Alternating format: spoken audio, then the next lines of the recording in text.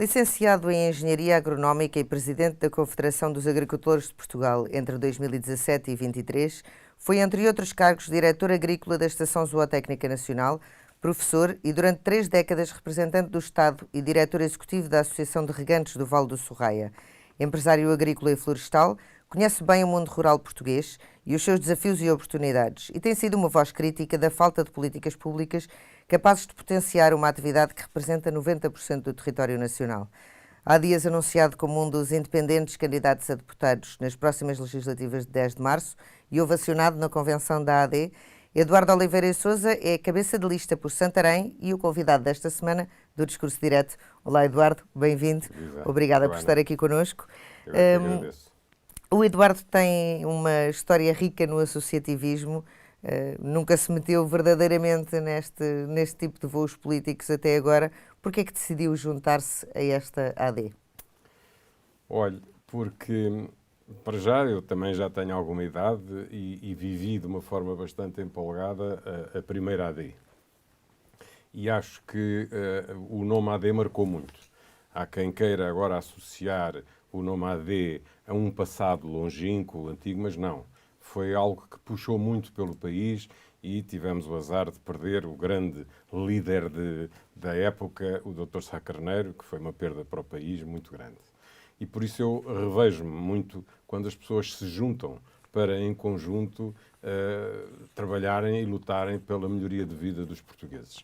E o projeto AD é um projeto de puxar para cima. Puxar para cima desde os jovens até aos mais idosos. E eu revejo-me muito nessa conjugação de esforços.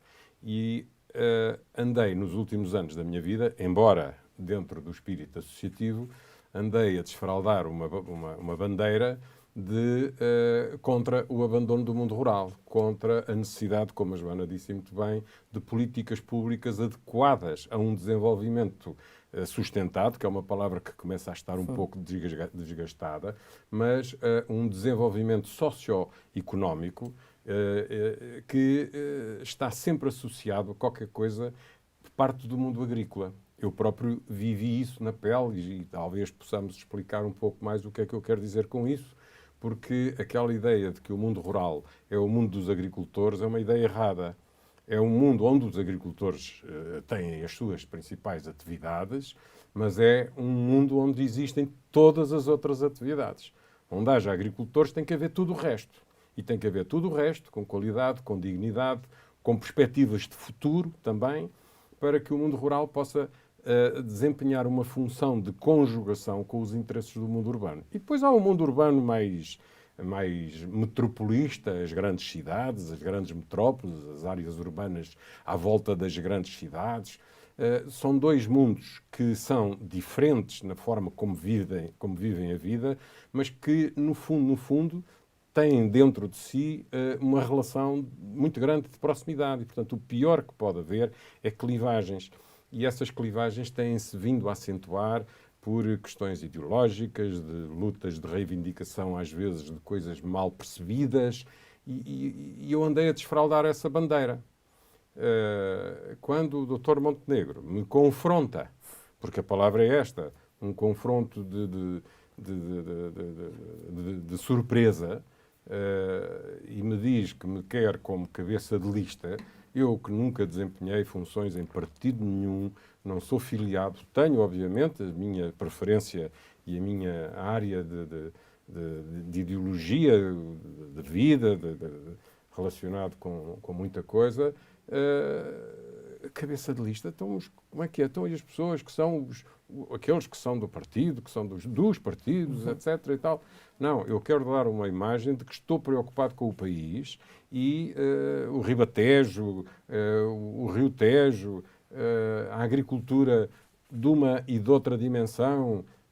Você andou aí 6 anos a percorrer o país e a defender os agricultores e eu fui ver. O que o Dr. Montenegro me disse foi muito curioso, porque ele disse-me, como você sabe, todos nós sabemos, eu tenho dedicado uma semana de cada mês a percorrer o país e fui a todos os concelhos do país. E eu estou espantado com o que vi. Foi o que ele me disse. Foi aquilo que eu andava a dizer. Mas porque há esse afastamento, claro. E ele percebeu que no mundo rural atual existem jovens a abraçar projetos inovadores, que existe tecnologia de alta categoria a ser implementada, já a ser utilizada pelos agricultores, que a qualidade dos produtos alimentares portugueses são do melhor que se faz no mundo, porque está integrado na União Europeia, na política agrícola comum, que protege, que blinda completamente a qualidade dos produtos num padrão que é o mais elevado do mundo, e ele percebeu que aquilo que nós dizemos em relação à falta de estruturas de armazenamento de água, que a falta de olhar para os pequenos agricultores para que eles possam juntar mais valor às suas produções, para que criem maior riqueza, em primeiro lugar para eles e depois, então, para os outros, não deixando de ser pequenos, porque não há necessidade de querer associar os pequenos a pobrezinhos e tudo isso. Tudo isso está errado e há sempre uma demagogia associada a alguma ideologia. E ele percebeu isso e disse-me. E eu quero, como prova de que eu percebi que há um mundo rural que precisa de ter uma palavra um pouco diferente. E escolheu-me a mim. E eu fiquei completamente sem possibilidades de dizer que não, quando eu já estava, inclusivamente, a ter a minha vida organizada de uma forma diferente, a pensar, não digo na velhice, mas a pensar nos... Não sei quantos anos tenho pela frente, mas não tenho de certeza tantos anos para a frente como já tive de passado. Mas numa vida mais tranquila, agora que entretanto saiu da CAP. O mais tranquilo é uma palavra que tem vários significados. Mais independente, a fazer as coisas à minha moda, quando eu quiser, posso não fazer agora, faço logo à tarde. Agora não, agora entrei dentro de um comboio que vai agora ter um período tipo alta velocidade, em que eu vou ter que perceber aonde é que me agarro para poder não perder o comboio e andar sempre na carruagem da frente. E depois, quando for a fase seguinte às eleições, não sei. Mas está preparado para ser ministro? Aceitaria um cargo de ministro? Essa pergunta não me pode fazer a mim, assim como muitas outras, que eu lhe vou dizer a mesma coisa, mas eu sei a quem é que pode fazer essa pergunta. É Luís Montenegro? Não. É o povo português. Porque o povo português, se quiser mudança, tem que votar na AD. E depois, logo se vê. Mas é de esperar, tendo em conta a sua escolha para a cabeça de lista, tendo em conta o seu perfil e tendo em conta até isso que me diz que Luís Montenegro, os argumentos que usou para o convidar, naturalmente estará à espera que desempenhe um papel depois da campanha eleitoral, não é? Quando a AD vencer as eleições e o Presidente da República indigitar o Dr. Montenegro para Primeiro-Ministro, nessa altura a Joana pergunta ao Dr. Montenegro. Neste momento, não tenho resposta, nem estou a sonhar com isso. Eu não tenho ambições políticas. Tenho ambições de um país melhor. E porquê é que eu, estando no fim da vida, me preocupo tanto com o futuro? Porque tenho netos, tenho filhos e tenho netos. E hoje em dia são uma grande preocupação a todos os níveis. Desde a educação, das escolas, onde eles estão, até à saúde, às dificuldades de encontrar casa, tudo. Estejam eles no mundo rural, estejam eles cá ou estejam eles até no estrangeiro. Porque hoje em dia o ir ao estrangeiro, o ir para o estrangeiro, desde que não seja com aquele fito de que eu tive que abandonar o meu país, desde que não seja com esse fito, o ir ao estrangeiro, estar no estrangeiro, conhecer o mundo, perceber como é que o mundo gira e joga, isso é fundamental, faz parte da nossa evolução e da nossa percepção de que não estamos sozinhos neste planeta. Vamos então pôr as coisas ao contrário e vamos não imaginá-lo no cargo de ministro. Estará preparado para um cargo de deputado, porque esse certamente terá como cabeça de lista de Santarém, será certamente eleito. O que é que fará, ou já pensou no que é que poderá fazer no Parlamento, precisamente para trazer essa aproximação que é preciso haver, essa reaproximação do mundo rural com o mundo mais urbano? Olha, o que é que eu vou fazer eu não sei. O que eu não vou fazer eu sei. E o que é que eu não vou fazer? Eu não vou estar preocupado em entrar naquelas querelas que às vezes são desagradáveis até de ouvir, as pessoas exaltadas no Parlamento, a interromperem-se, a quererem fazer passar a sua mensagem à força utilizando chavões ou palavras duras. Isso eu sei que não vou fazer. Não está no meu ADN e tentarei, seja quem for, dentro do Parlamento e fora do Parlamento, encontrar as palavras certas, os argumentos certos para correlacionar a minha ideia com qualquer coisa que seja simples de entender. Se eu conseguir fazer isso, eu acho que farei qualquer coisa de positivo em prol do meu país, porque eu, quando estiver como deputado da nação, sou um deputado da nação em primeiro lugar e tenho, obviamente, que ter logo atrás disso a preocupação de defender as minhas costas. As minhas costas é o mundo rural, são os agricultores, são os produtores florestais. Nós, é preciso não esquecermos que, quando falamos em mundo rural e em agricultores, estão lá sempre as florestas dentro. Que, em termos de área, até é maior do que o mundo agrícola. Não é? E há muitos produtores florestais. E há muitos produtores florestais muito pequeninos, há muita floresta dita abandonada e, de alguma maneira, abandonada, quase que obrigados a abandonarem as suas florestas, as suas parcelas, pela asfixia a que estão votados, por falta de rendimento, falta de valor, falta de agregação, falta de possibilidade de introduzir profissionalismo. Não é que as pessoas não queiram, não são capazes de lá chegar. E essas soluções são aquilo a que eu me vou dedicar absolutamente, com a ajuda dos produtores florestais de maior dimensão, com as empresas florestais, com as associações florestais, tudo aquilo que diga respeito aos pequenos agricultores e aos pequenos produtores florestais passa por eles se associarem. É nas associações que está a solução dos problemas mais impactantes dos pequenos que estão no campo. E por isso a associação cria dimensão, a dimensão cria condições de introduzir profissionalismo, de ir buscar mais tecnologia, facilitar acesso a capital, e depois tem que haver, por cima disso tudo, uma estrutura governativa que os entenda, que os ajude e que vá junto deles explicar o que é que significa a Lei A ou a Lei B. Chama-se Ministério da Agricultura e das Florestas, porque elas têm que voltar para o Ministério da Agricultura. Foi, aliás, uma promessa que Luís Montenegro lhe fez, não é? Foi a primeira pergunta que eu lhe fiz, quando ele me convidou. Fiz-lhe essa e mais duas. Quais são as outras duas? As outras duas, uma é o problema da água e o outro é o problema do partir aos bocadinhos para deitar fora o Ministério da Agricultura, que tem estado a ocorrer e que ainda está a ocorrer com esta absurda decisão de se terem retirado as direções regionais do seu verdadeiro trabalho. Tudo isso vai ser revertido com Luís Montenegro e consigo como ministro? Eu espero que sim. Agora, mas há um outro país, não há nada um outro país, pelo amor de Deus, já estou a utilizar, tenho que ter muito cuidado com as palavras. O léxico dos outros. Exatamente, não, mas há um outro mundo rural, ou há um complemento do mundo rural que é muito grande, que é muito maior e que é talvez até o mais importante deles todos.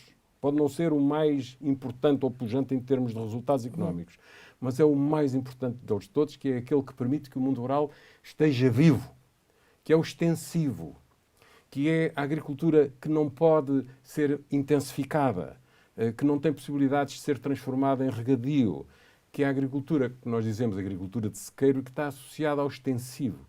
Os produtores de animais, os que cuidam do montado, os produtores de cereais. Dentro dos produtores de cereais há muita coisa a fazer, porque Portugal é um país que não tem uma área muito grande, como tem uma Roménia, claro, como tem uma Ucrânia e tudo isso. Portanto, nós temos que olhar para a necessidade de produzir mais cereais, mas com mais tecnologia, com um pouco de água.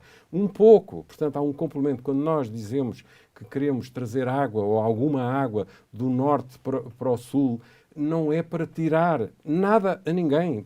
Nada, por amor de Deus. O norte que não se assuste com estes chavões. E eu hei de ter a oportunidade de explicar os conceitos, porque depois a minúcia das coisas aí tem que ser entregue à engenharia agronómica, à engenharia civil, à engenharia ambiental, o ambiente está sempre, sempre, sempre de mãos dadas com os agricultores. Agora diz-me assim, já estou a pôr perguntas... Já está a fazer as perguntas. Que ainda por cima vai pôr perguntas. a pergunta que eu lhe ia pôr, de certeza, mas Então, acaba. Não, força, só não, para... O que eu ia dizer é que eu agora até perdi o fio à meada, mas era uma questão relacionada com o ambiente.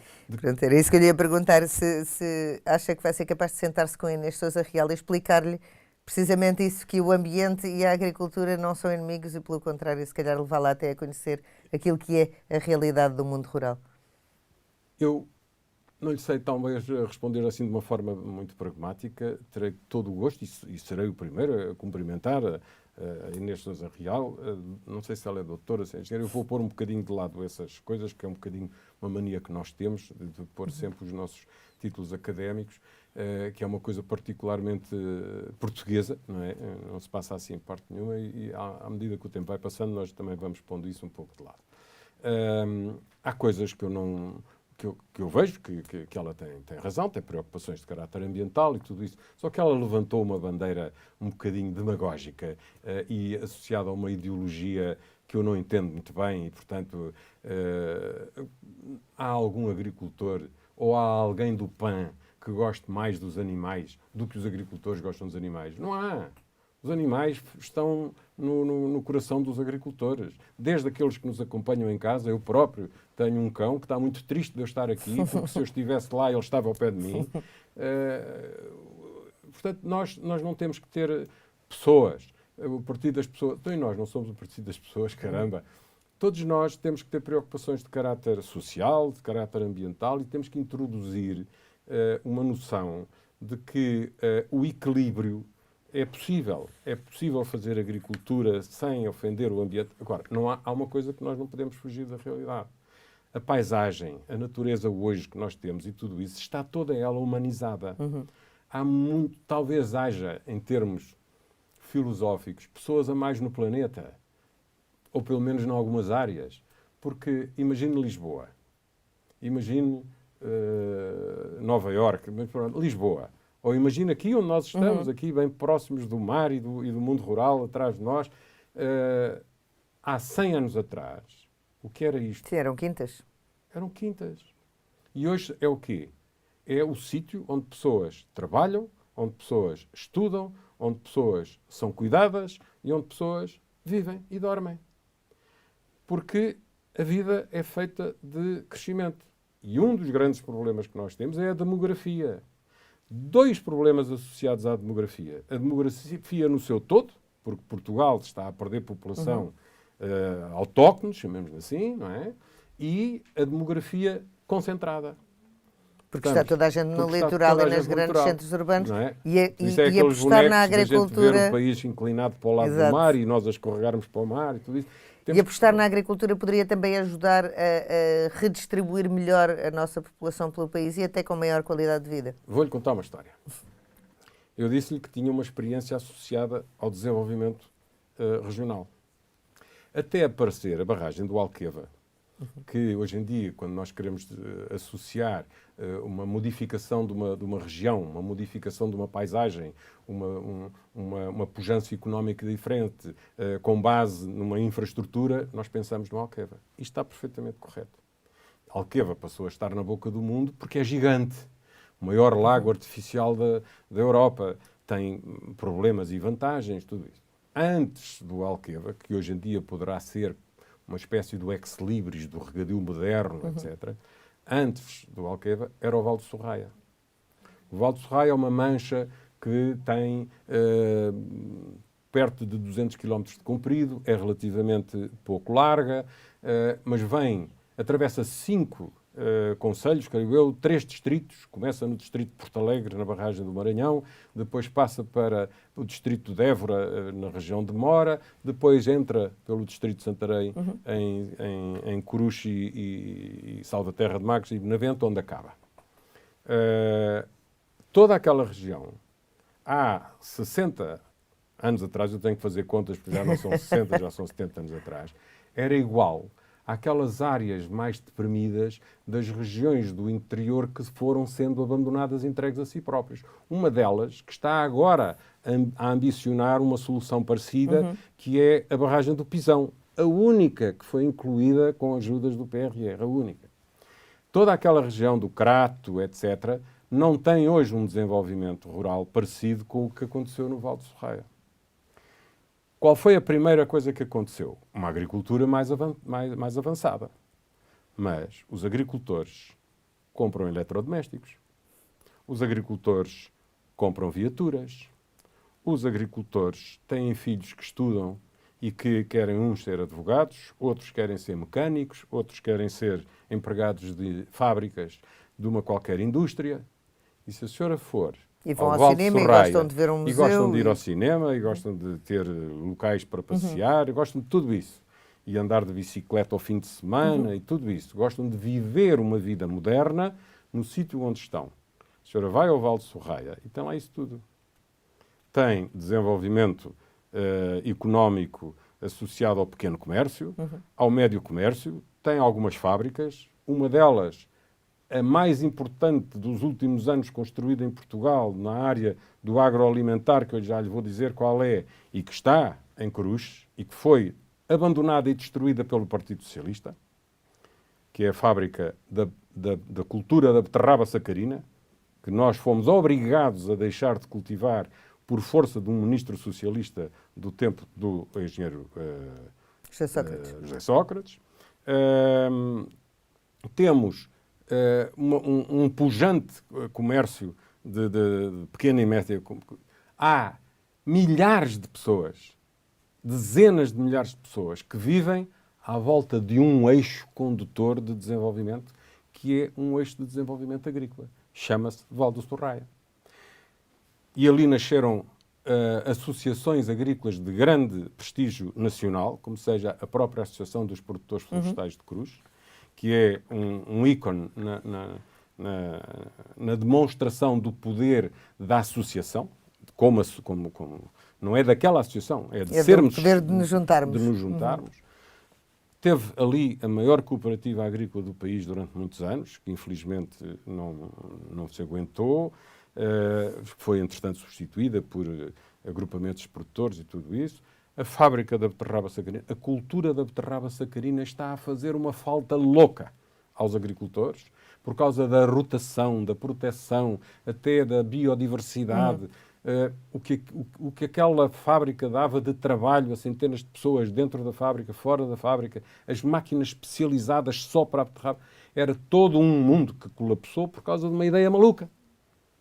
Em Bruxelas, naquelas negociações e tal, e destruiu-se. Ainda mais afastadas do que os governos centrais. Completamente. Portanto, isto é que é o desenvolvimento integrado de uma região, que começa sempre pelo princípio. E o princípio é a agricultura. E é a água também, e lá já vamos falar dela um pouco mais adiante.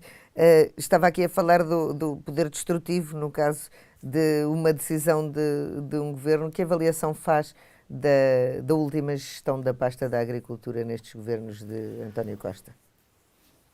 Eu não quero manter, não é uma ferida, mas às vezes não sabemos como é que devemos de lidar com as palavras. Eu já tive a ocasião de dizer várias vezes que, pessoalmente, nutro simpatia pela doutora Maria do Céu Antunes. Mas, de facto, reconheço ou considero que ela não foi a pessoa indicada para reivindicar uma forma de lidar com a pasta da agricultura compatível com aquilo que os agricultores merecem e que o país necessita. E às tantas aquilo transformou-se numa teimosia. Ela fez mal.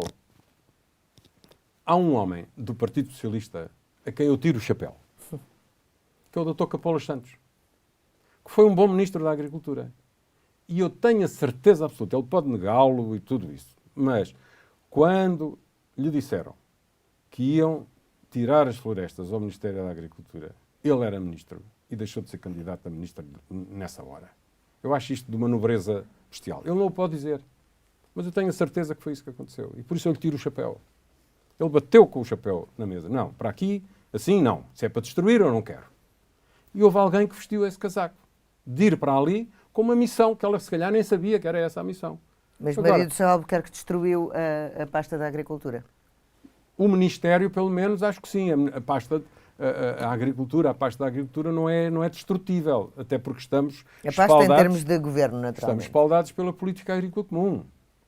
Não é? E, portanto, felizmente que estamos integrados numa política agrícola comum, que é a verdadeira política comum que existe na União Europeia. Já não é assim nas florestas. Não há uma política florestal comum. E por isso é que as medidas que a Comissão tomou nos últimos anos, com o, de má memória, Comissário Timmermans, relacionadas com a floresta, mudaram a agulha a 100%. Dizem, isso, fazer negócios com a floresta, ganhar dinheiro com a floresta, isso não pode ser. A floresta só serve para fazer conservação. Não pode ser. Eu disse na Convenção uma coisa, que é pura da verdade. O pior inimigo da conservação da natureza é a deixá-la pobreza. ficar como está. É a pobreza. Ora, o que é que aconteceu aos proprietários florestais? Nós temos proprietários florestais pequenos.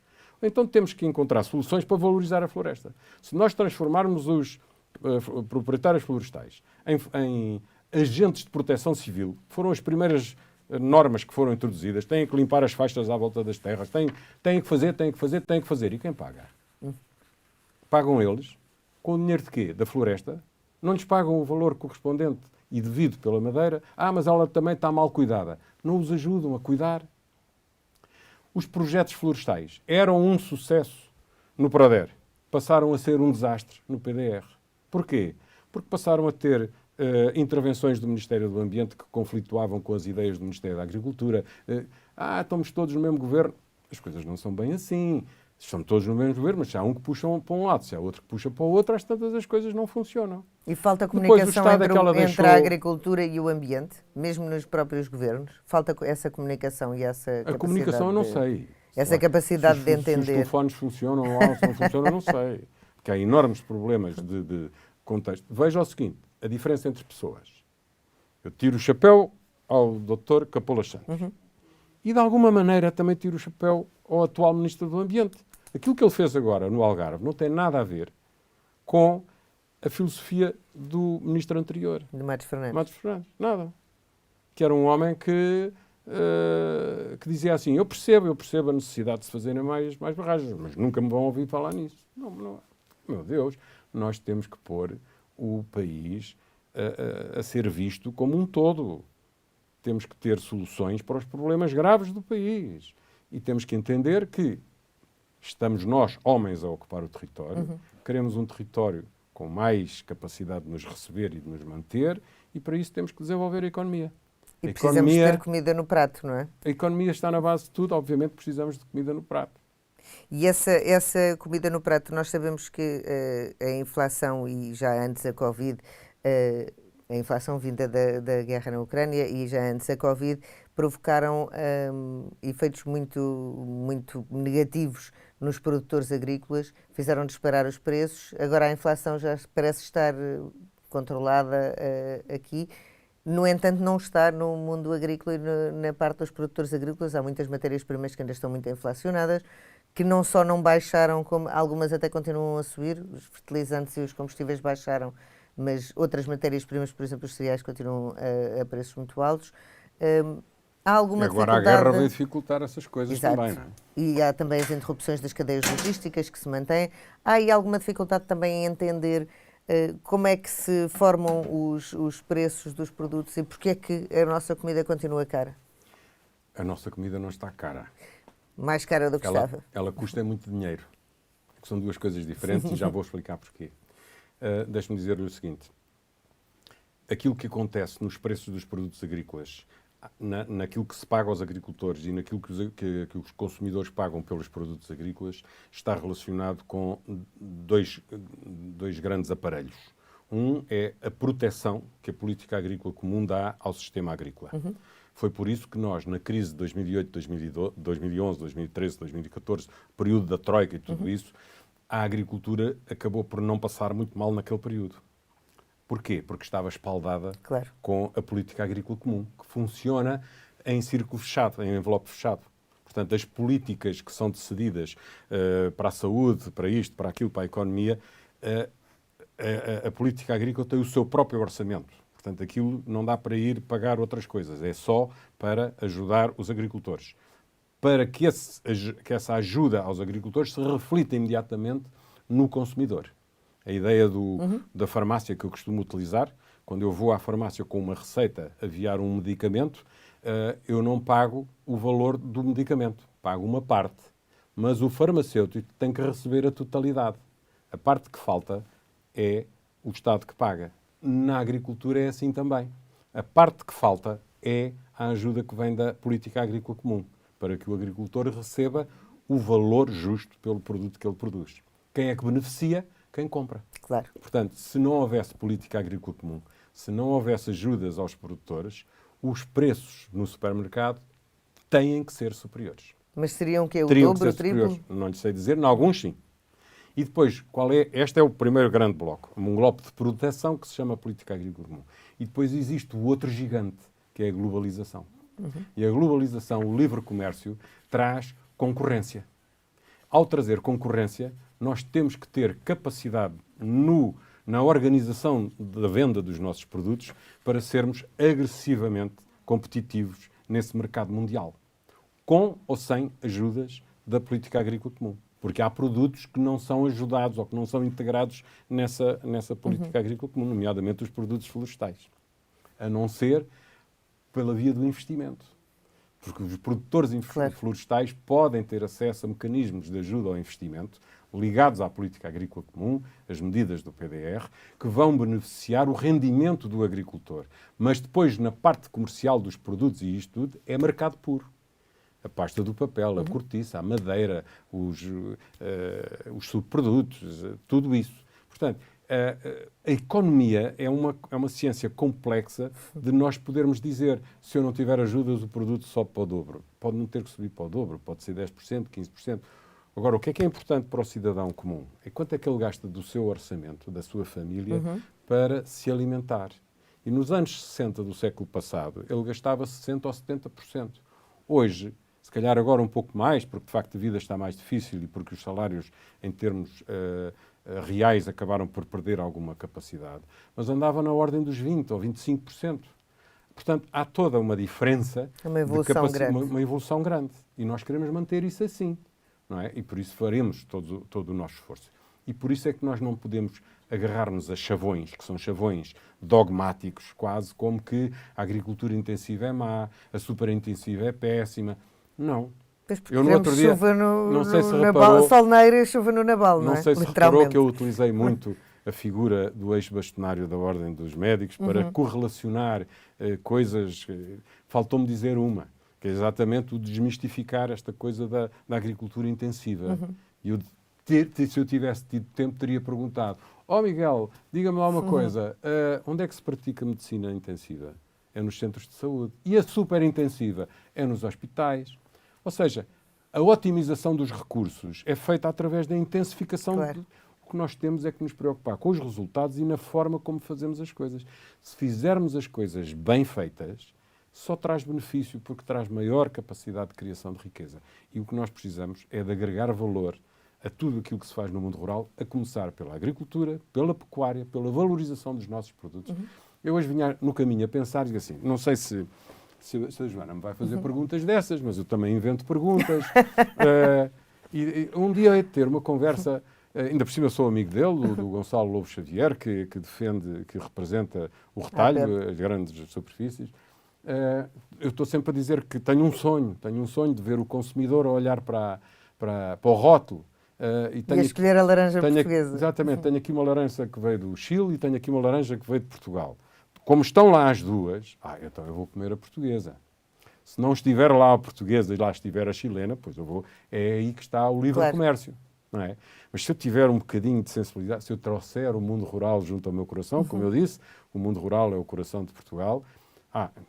E se eu tiver uma raça de uma boa carne, de um borrego alentejano, de uma vaca, de um barrosã ou açoriana, ou o leite do norte do país, também das ilhas, o bom queijo industrial que se faz em Portugal. Portugal, nós temos que valorizar. Se nós não gostarmos de nós, quem gostará? Não era assim? Exato, exato. Portanto, é isso que nós temos que fazer. Temos que nos amar verdadeiramente, sermos este nosso cantinho precioso que todos nós amamos. E disso faz parte também, e estava a falar da produção intensiva, faz parte também a otimização dos recursos, o intensificar da agricultura também ajuda, não é? Quer na parte da rega, quer na parte da muita tecnologia que está a chegar também ao campo. Quando nós dizemos em agricultura superintensiva ou intensiva, às vezes é para utilizar menos. Exato. E para obter mais. Porque já há muitas produções que são energeticamente autossustentáveis, que têm sistemas de rega altamente eficientes. Ainda bem que a Joana já conseguiu assimilar essa mensagem. Quer dizer que eu e outros comigo, à minha volta e tal, fomos fazendo passar essa mensagem. E felizmente eu creio que agora, principalmente os mais jovens, começam a pensar nisso. Às vezes os jovens pensam depressa demais. E como pensam depressa demais, tomam uma atitude e tal. E isso é aquilo que eu já fui. Não é? Agora sou mais ponderado e tal. E tenho uma coisa que eles não têm, que eles não tiveram. É que já vivi. Eu já vivi os 50 anos mais que tenho em relação a eles. E o meu pai tinha uma expressão que eu gosto muito e uso muitas vezes. É que é o usar do cachimbo é que torce a boca. Não é? Ou seja, é o passar dos tempos que nos ensinam e que nos dá a experiência e que nos transforma rugosos, etc. E por isso, eu tenho um problema neste momento gravíssimo no planeta. O eu aqui... Falta de água. Que é a desertificação. Em algumas regiões. Mas temos um mega problema à escala planetária, que são as alterações climáticas. Nós não vamos ser capazes de travar as alterações climáticas de um momento para o outro. Portanto, temos que fazer duas coisas em simultâneo. Lidarmos com elas, aprendermos a viver com elas e, simultaneamente, nesse aprender a viver com elas, introduzir formas de as ir combatendo. Porque, além de haver alterações climáticas provocadas pelos humanos, o planeta também tem ele próprio vida própria. Nós sabemos que houve eras glaciares, nós já estivemos debaixo d'água. Eu, perto da minha casa, que está, em termos de altitude, a 30 ou 40 metros de altitude, à volta, nos meus terrenos, nos nossos terrenos ali à volta, existem conchinhas no chão, existem calhau rolado. O que é um calhau rolado? Um calhau rolado é uma pedra que andou muitos anos aos trambolhões debaixo d'água. O que significa, eu dou inclusivamente um nome. Glória do Ribatejo, uma das aldeias do Ribatejo mais tradicionais, onde o rei Dom Pedro caçava. Portanto, está a ver, logo ali no princípio da nossa soberania. Está cheio de calhau rolado à superfície. Tudo aquilo foi ou mar, ou rio, qualquer coisa. E isso não estavam cá os homens nessa altura para terem emissões de CO2 e tudo isso. Portanto, o planeta tem vida própria. Basta que o eixo da Terra se incline um bocadinho mais, o professor Filipe Duarte Santos explica isso magistralmente, basta que o eixo da Terra se incline um bocadinho mais, tudo muda. O ar passa a circular de uma forma diferente, chove aqui e já não chove acolá, chove de repente, vem calor a mais. Temos que aprender a viver com isso. E temos que tentar diminuir, até ao limite dos possíveis, a nossa pegada carbónica, a nossa maneira de viver. Porque o que nós não podemos dizer é que para salvar o planeta temos que morrer. Que é a mensagem. Outro exemplo. No Distrito de Santarém. Eu estou aqui em representação do Distrito de Santarém. Acabou-se com a central a carvão do Pego em Abrantes. Foi uma decisão de repentina. Centenas de pessoas no desemprego, famílias destroçadas. Olha, a tal loja do pequeno comércio que deixou de ter quem lá fosse, o sapateiro, que deixou de ter a quem arranjar os sapatos, o mecânico, que deixou de ter automóveis para arranjar, a loja dos automóveis, que deixou de ter pessoas para comprar automóveis. Há uma destruição daquele mundo ali à volta de uma indústria que de um dia para o outro acabou. Não podem ser tomadas decisões destas, ainda por cima, para não resolvermos coisa nenhuma. Porquê? Porque passámos a ir comprar energia quando já não pode funcionar aquela central, vamos comprá-la a quem? A quem produz energia da mesma maneira que se produzia na central do Pego. E ainda por cima, temos que lhes pagar. Portanto, em vez da economia estar ali, da criação da riqueza estar ali, em Abrantes, no distrito de Santarém, foi para a Espanha. Foi uma ideia.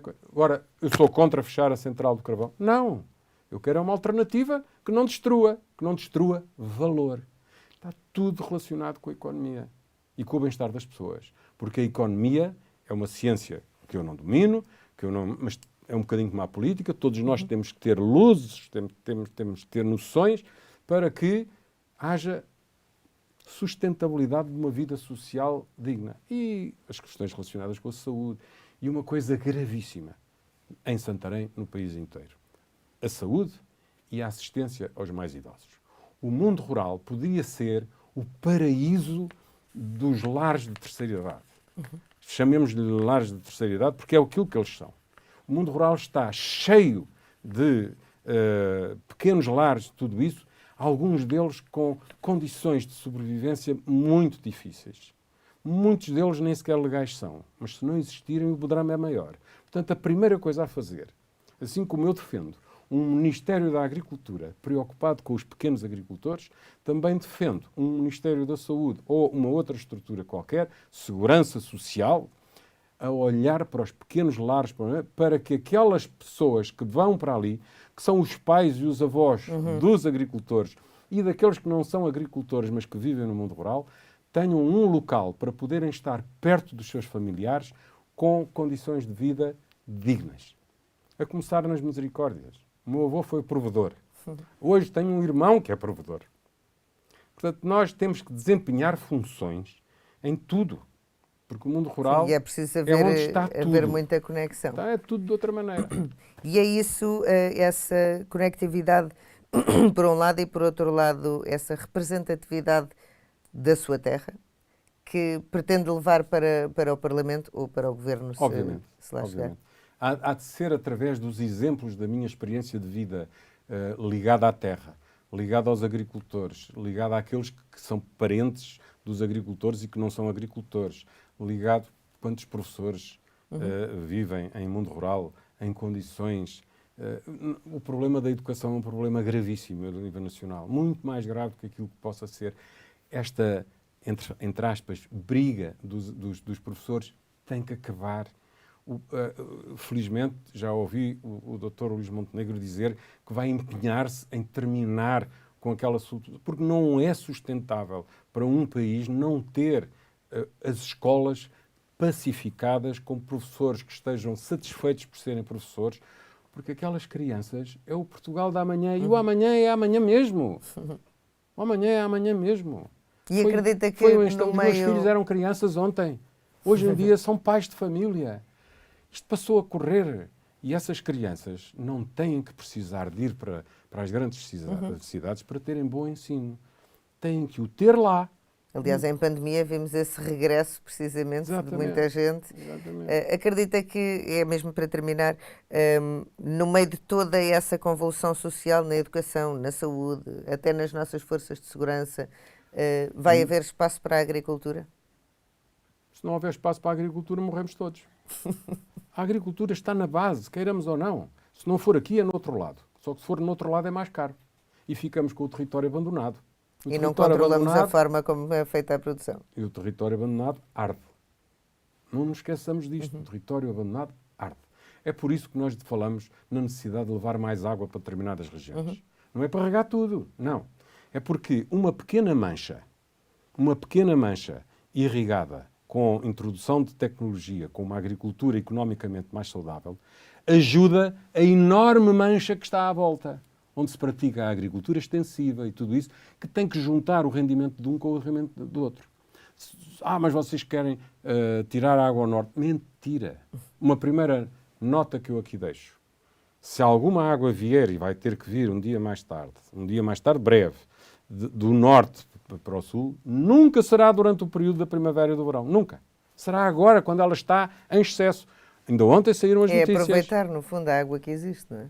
Exatamente. Não a deixar desperdiçar. Temos que agora, que ela está a correr, ir lá buscar um pouco, não é toda, é um pouco daquela água, trazê-la para baixo, armazená-la, pô-la na despensa, criar uma bateria de garrafas na despensa, ou seja, criar uma bateria de barragens, para armazenar, para depois no verão nós termos, poder porque recorrer a ela. não é para solucionar o problema todo a 100%. Nunca será o problema todo a 100%, mas é diminuí-lo muito, não é? E se alguém no futuro depois sofrer com a seca, em primeiro lugar, serão estas regiões que estão mais a sofrer com a desertificação. Não tenhamos dúvidas. No Alentejo haverá sempre mais problemas com a água do que com o Norte. Mas isto chama-se verdadeiramente coesão territorial e coesão social. E é estes conceitos que nós temos que perceber o que é que significam, não é? E depois, deixe-me só fazer uma... O mundo rural precisa de mais indústria. Todo o tipo de indústria. Desde as tecnológicas às do agroalimentar. Nós precisamos de uma economia mais sustentada em atividade industrial. E por isso a educação tem que olhar para a indústria, os profissionais, os institutos politécnicos, temos que olhar para a criação de técnicos que abracem projetos industriais na agroindústria, na agroalimentar e fora do agroalimentar. É no mundo rural que nós precisamos desenvolver o país. As comunicações hoje são boas. Eu tenho, nas minhas ascensões familiares, a Beira. O meu avô era beirão, da Guarda. Eu lembro-me do meu pai ir à Guarda. E o ir à Guarda era uma odisseia. Claro. Quantas vezes eu hoje saio de casa de manhã, em Coruche, onde vivo, ou até em Lisboa, onde também de vez em quando vivo, e vou à Guarda, e eu só paro na Guarda para tomar o pequeno almoço. Se eu tiver uma reunião às 10 da manhã na Guarda ou às 11 da manhã, eu posso fazer. Antigamente o meu pai saía de Salvaterra de Magos, que era a terra dele, às 10 da manhã e chegava à Guarda para jantar.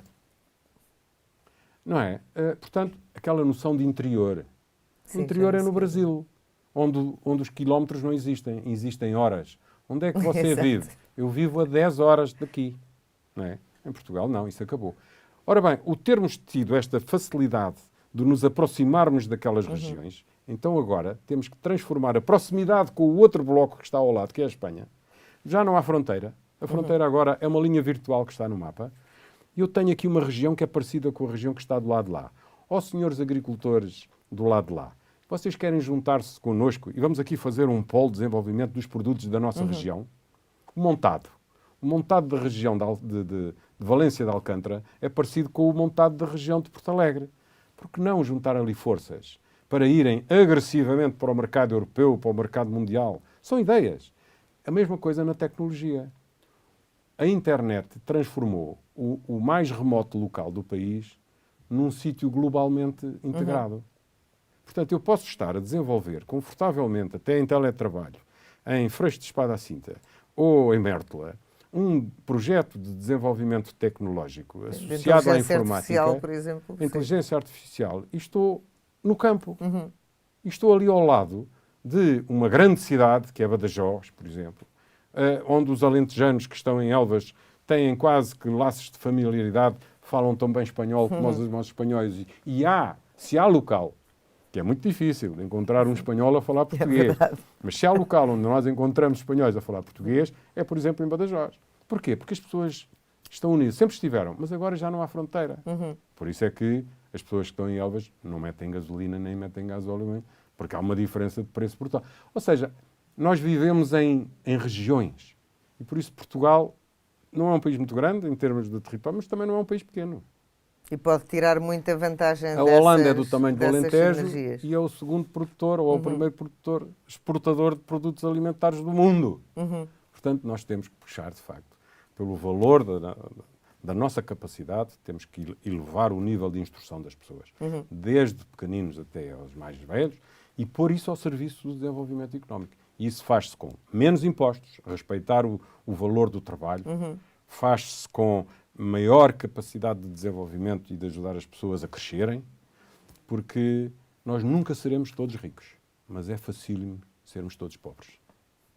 Muito obrigada, Eduardo, por ter estado connosco hoje no Discurso Direto. Nós voltamos para a próxima semana com um novo programa. Muito obrigado.